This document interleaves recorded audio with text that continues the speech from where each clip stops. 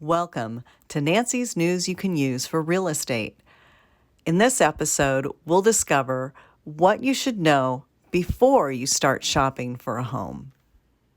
Hello, everybody, and welcome to my first podcast, Nancy's News You Can Use in Real Estate. I would like to welcome my first guest, Margaret Perry. She is a loan officer with Pacific Whole Mortgage, located here in Southern California.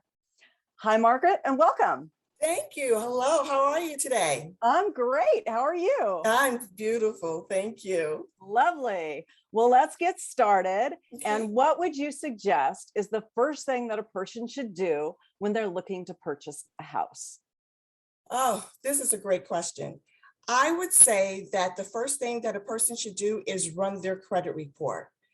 Your credit report is your brand when it comes to your financials. Okay. So you definitely want to run the three major credit bureaus, which is going to be TransUnion, Equifax, and Experian. Know your FICO score. Okay. So, and definitely go over the credit report with a fine-tooth comb, and any inaccuracies on there, dispute.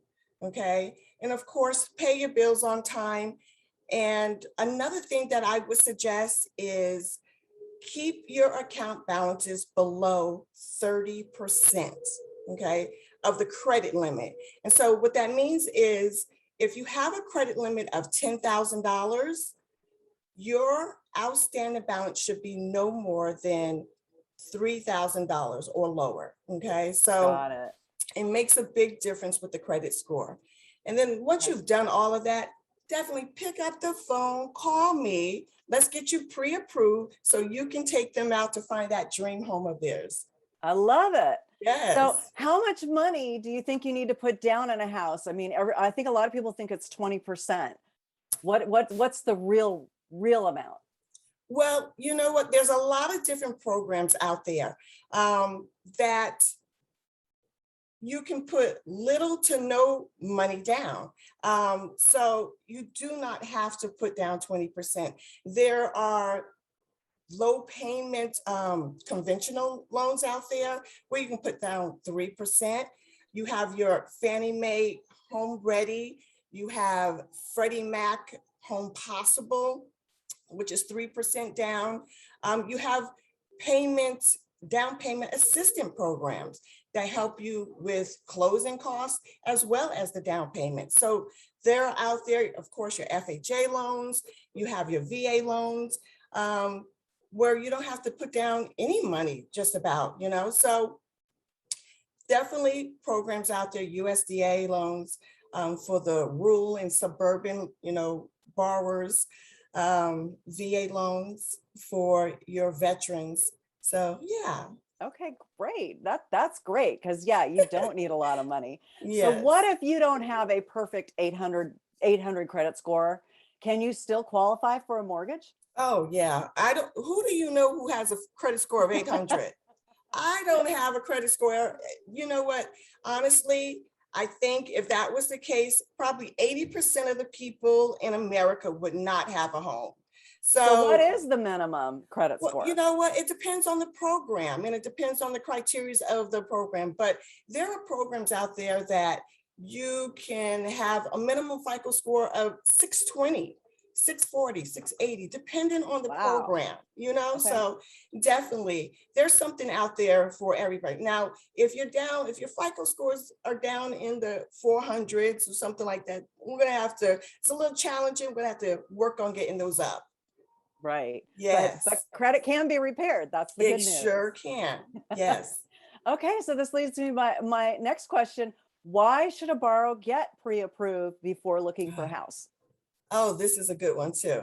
Okay. First, what I want to say is a pre-approval and a pre-qualification are not the same thing. Okay. So a pre-qualification is just a determination of the loan amount that you're likely to receive. Okay. It's not a guarantee approval. And it also doesn't hold the lender responsible, saying that you've been approved for a loan, basically. Okay. So yeah, what you want to do is do a pre-approval, which is more thorough. than a pre-qualification. So and basically in this market, I have found you need to be pre-approved or you're not going to get the house. you got that right. So the borrower would, of course, fill out that application. That application, what I like to call the canvas, they're going to paint the picture of their financial, prospects, their financial picture. And so they're going to fill out their employment history, their income, assets and liabilities, and so forth. And so anything else that on that application that pertains to them, the lender's going to run their credit report. They're going to, the borrowers will also provide documentation as to support what they've put on that application.